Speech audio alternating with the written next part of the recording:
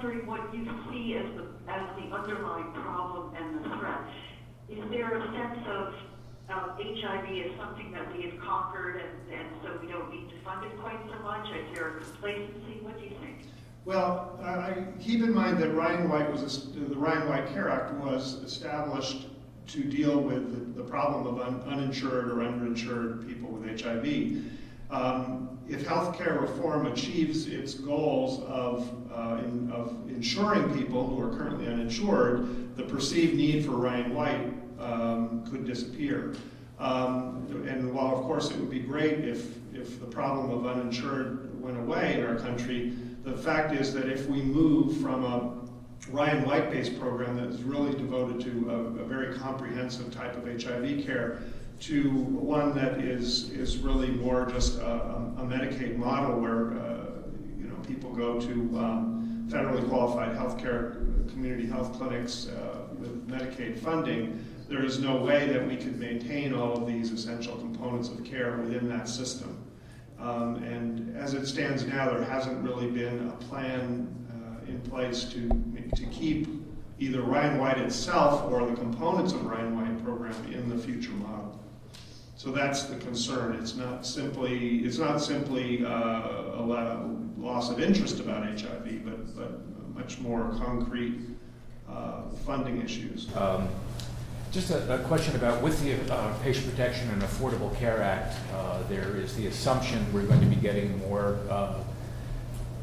people will be getting more access to care, as you mentioned in the abstract. And one assumes that much of that care will be by primary care physicians, so which raises the question of the training that these physicians will receive. What's the role of medical schools and medical training in this model? Yeah, very good question, and I think this is one that we've been grappling with for a long time for a variety of reasons. But clearly, the cadre of people who had rallied to address this disease almost 30 years ago are nearing their retirement age, and one of the areas that hasn't fully embraced the opportunities here, I think, is not only medical student training, but residency training and fellowship training. There have been a few HIV-focused fellowship programs, but they have been largely privately funded and therefore not sustainable. And more residents are seeing less of the sort of major components of HIV because it's being cared for in the outpatient setting, and they're getting largely inpatient experience. So again, there's a need for programs, and they've started to emerge in places that are academic medical centers. In particular, they're Ryan White centers of excellence. We in our University of Washington train medical students and residents and fellows, specifically in the HIV clinic, but our capacity to do so is limited by reimbursements and the way that the system is set up.